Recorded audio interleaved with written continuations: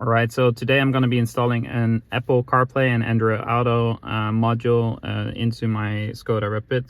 This is a system that works for all Volkswagen Group cars with an MIB1 or MIB2 system that cannot get CarPlay activated or added to the system. So for example, in my case, this is a late or like mid 2016 Skoda Rapid. But if you go through the menu, apparently I've been unlucky with the unit that they installed in my car. I went to the two different Skoda dealers, and they both tried to activate CarPlay on the unit, and they just cannot. Apparently there is some technical limitation to the specific MIB2 box that I have. That means that I cannot get it activated. Now I would like to keep the stock system because there's a ton of stuff here that I like. I like the way that it's integrated. I like the stock look, but I still would like to get CarPlay, which is where this box comes in. I've already unboxed it here on my seat. Basically it comes with a unit itself. This interface will be installed between the box and the screen, and then allows to if you then press and hold menu, it will come up with Apple CarPlay as if it was integrated in the system originally as well. So this unit will be installed, and then it comes with a couple of things. It comes with a USB cable and aux cable that needs to be installed on the box. It comes with a Wi-Fi antenna that needs to be installed on the box, and it comes with the screen cables here and the last cable, which is for power and for it to be able to communicate to the car. Yeah, so first of all I'm gonna be connecting the different plugs to this box, and then I'll come right back and I'll make some pictures as to where it should go, because it's a little bit difficult to do that one-handed. And installing it is relatively easy, even one-handed. You just push it in, and that's it. And the same goes for the video cable, the LVDS cable. So this cable has 3 ends to it. It's gotten a plug like this one, which is going to go to the screen. But then there is one that has 2 cables coming out of it, and the ones that has 2 cables coming out of it needs to be going into this specific plug. It can only go in one way, so it's pretty straightforward. We're back. It requires 2 hands to push in, but then once it's in, then we're basically set on this side of the box. But then there's also some interface that needs to be connected, which is the Wi-Fi cable and the USB cable. So let's do the Wi-Fi first. It's this blue little plug. This one as well has a little switch on it, and it can only go in one way. So if you look at the box here, you see there is a little pin here that's sticking out, and if you look at the plug, then there is a space for that pin to sit there as well. So that's how you're going to connect that. And once that is connected, you will also connect the USB. Again, here there's a little pin there that will guide you as to how to put it in. So if you look at the plug here, you can see the pin should be sitting there. So I'll connect that as well, and then I'll be right back. Great, so that's done. So then you end up with a situation where you have some thicker cables on the left hand side, and then you have your USB and aux cable on the one side, and you have your Wi-Fi antenna on the other side as well. So now it's time to put it into the box, and I will tell there's a few different setups possible for this. In most Volkswagen Group cars, you need to drop the glove box compartment down, and then you need to remove the unit using keys, because in most units it's sitting up here, so you cannot access the back of the radio. There's quite a few videos on how to do that online, and I will make sure to link one in the description if you need instructions as to how to do that. However, in some other cars like mine, the MIB2 unit is sitting in the bottom, which is annoying because it makes the glove box unit way smaller than for some other cars. But in this specific case, it's actually quite convenient because it means that we can access the plugs from the radio straight from the glove box compartment, so straight from the footwell compartment. So that means that you do not need to unplug anything. You don't need to remove any radio or anything like that. You can just go into the footwell and unplug the cables that you need to unplug, and plug the cables that you need back in. So that's really, really convenient and makes the installation very straightforward and fast. So I'm going to show you that now. Alright, and through the magic of editing, we're in my on the other side. So the radio is situated under here, and you can already see some cables coming out there. And I'm just going to point it out as clear as I can. It's not the easiest thing to do, but you have the plug over here, which we need to undo first. And then there is the pink one in Skoda cars that we also need to undo. There we go. And then you unplug that like that, and then the cable comes out very easily. We've unplugged this one, so we put that one down. And then we also want to unplug the pink one. Now this can be a little bit of a hassle. It's a bit difficult to find it blind, but basically there's a little plug here, and I can recommend you to put a screwdriver in it and then push it out. So you put the screwdriver in here, push on it, and then pull the plug back until it comes out like that. That was relatively easy. So the next step is to plug the pink cable into the female cable here that you have. It's really difficult to do with one hand, so I'm just going to connect it and then come back. Alright, so now this is connected, which means that it routes the cable that comes from the car to the box. It goes to the box over here and back to this cable. So now it basically puts the box in between.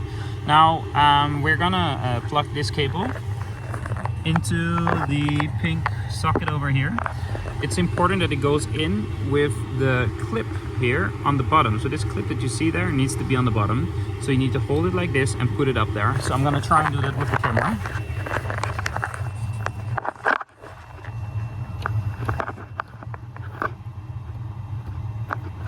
There we go.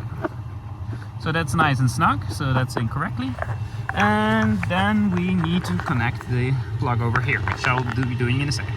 Alright, so the next step is to connect the male connector here to the female connector there. And if you look carefully, you can actually see that it can only go in one way. So the colorful parts that come from the car are connected here, and the brown black part connects to there. So that means that the plug will need to go in like so.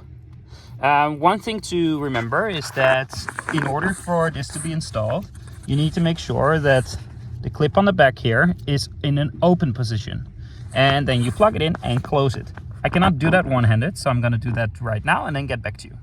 And once you've got that plugged in, you push this down and in it is. So now it's fixed and that's connected. So the last step is to connect this plug to the back of the radio again, where it came from. Make sure that it's open, find your way there and close it. The way that it goes in is with the loose connector at the bottom. I cannot do this whilst filming, so I'm gonna come back once it's done. All right, so this should slide in relatively easy. It's situated in there now. Really important is to take this tab here and to push it down, because that will make sure that it's sitting nice and snug. Alright, so the next thing to do is to set the switches here correctly. Now mine has an MIB2 Volkswagen sticker. However, I have a Skoda, so mine is a little different. So in my case, in a Skoda, and I believe it's the same for an Octavia and some other brands, some other models as well, it means that number 1 is up, which is on, number 2 is off, which is down, number 3 is up, which is on, number 4 is down, number 5 is up, and then the rest is down. That's how I get it to work properly, and this is also how the steering wheel controls, for example, work properly. So make sure to set this correctly, because otherwise the screen might not show it up at all, or it might not show up correctly. So once that is done, it's time to boot it up for the first time. Alright, so now with the box connected and the car running, we need to make sure to set it up. So first of all, we click on setup and we go to Bluetooth, because I'm going to assume that you've connected your phone to Bluetooth, and it's much easier to connect it with the Bluetooth disconnected. So in your car, you switch off Bluetooth like that. And then you go to media and you make sure that your source is set to aux. Those two steps are very important. Once you've done that, you press and hold the media button over here, which then allows you to get to the box. So as you can see, it worked and it's displaying correctly. On my steering wheel, I'm gonna press and hold the connection button here, or the voice recognition button. And on my iPhone, I'm gonna go to CarPlay and then select CarPlay once I'm here. So first of all, say connect device, and then I'm just gonna share a screen recording with you right now.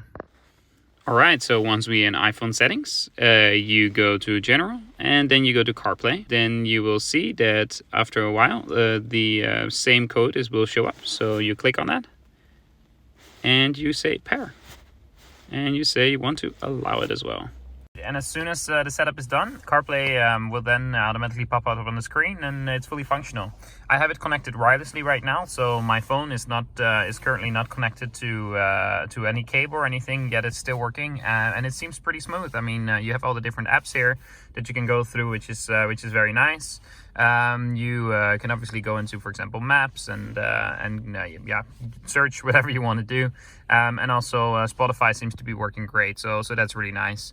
One of the things to mention is if you set the box up correctly, then the steering wheel controls work as well. So for example, if I want to ask Siri something, you can hold down the voice button down here and it will come up like that. Now Siri will most likely not understand what I'm saying, but it is working, as you can see.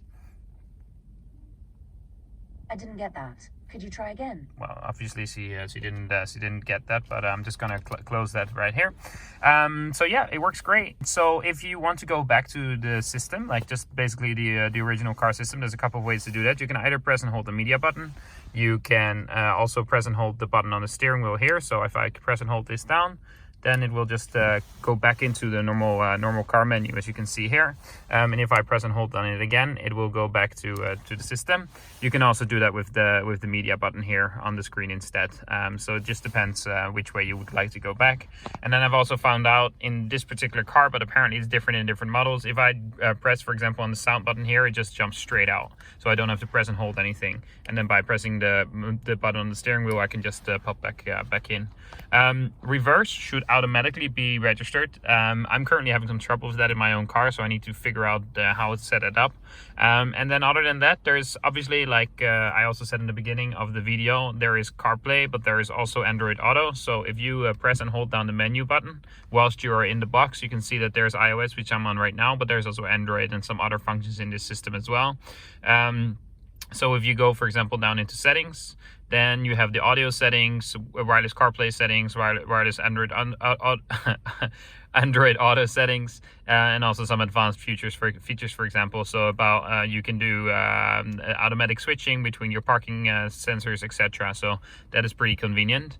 Over than that, you can go into factory mode here, which will give you a code. The code for the factory mode is 0301. That's supposed to be the same on all units, where you have the opportunity to set some different things up. I set it to use original Bluetooth because that will allow you to use the buttons on the steering wheel, at least in the way that I understand it. So yeah, that's pretty much it. Now it's working, however, it's a mess down here. So the next step will be that I clean it up. There's plenty of space here for me to hide all the cables and to also make sure that I tie this box up safely so people don't kick it down. And once that's done, the installation is complete and we have Apple CarPlay in our car. All right, so now I'm done. I've tie wrapped the cables up here, and I've used the bracket here for the footwell lighting to tie wrap the cables too. And then I also tie wrapped them back here. And then I routed the cables up here. So the box is now living here. It's fixed there with some nice tie wraps. And then the antenna I've put under the dashboard back here. So that means that once I put this back on, it will be completely hidden in the car, and you would never be able to tell where it's sitting. And done. All right, we're back a couple of days later now that I've really had some time to test it out and to try it out. I've been very happy with the system so far. I just wanted to show you how it works. So I've got my phone laying next to me here. If I take the key in the ignition, it will obviously just boot up the car, and it will boot up the infotainment system. And there's nothing you need to do. I have my phone generally just in my pocket, and it automatically goes to Apple CarPlay once it's connected. It typically takes 10-15 seconds, I would say, from the system to be ready. So when it's booted up to connect to Apple CarPlay, it will briefly show the menu screen and then go straight into Apple CarPlay. So for me, that's a really nice setting. There you go. So like I say, my phone is still there. There's nothing you need to do. It just hops straight into the system, I think, which is really, really nice. So it's easy and convenient. One of the things that I came to notice after a couple of days of use was that the sound clip sometimes. So the audio quality wasn't actually just as good. Particularly, it was noticeable in podcasts, funnily enough. But I found a good workaround for that. If you press and hold the menu button and you go into settings, then you can go into audio settings and you go into volume, and then you can adjust this slider from 32 to 29 for the main volume, and that solved the issue for me. It just sounded as if the system was sending too much audio, so too much volume to the system itself. And by doing this, it solved it. And what I did as well, just for me personally, if I put the equalizer on classical, it actually sounds better than the normal Bluetooth in the car. So that is really fantastic. Other than that, yeah, I've just been pretty happy with the overall experience. It's been very smooth, very easy to use. And it works just as expected, with the added bonus that all the buttons on the steering wheel work, and the voice control officially in my car is not available. However, if I press and hold it down, Apple CarPlay will still work with it as well. So it actually added that functionality, which I think is pretty awesome. Yeah, so overall, I'm very happy.